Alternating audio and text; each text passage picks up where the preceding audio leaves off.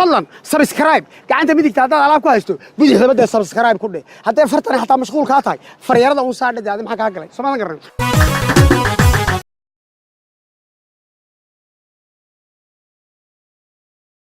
waa fartuun balbalaalka inta bilin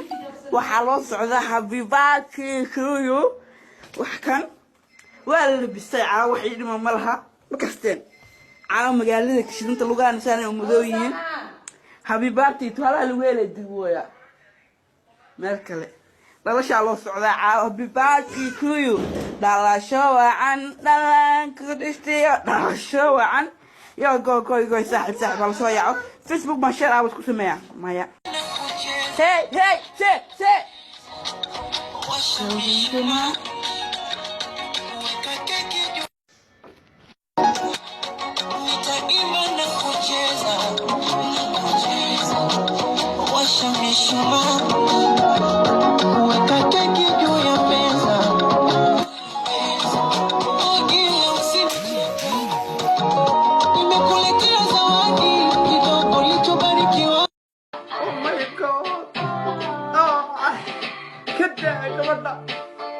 بچاچ بو ساري كارقبو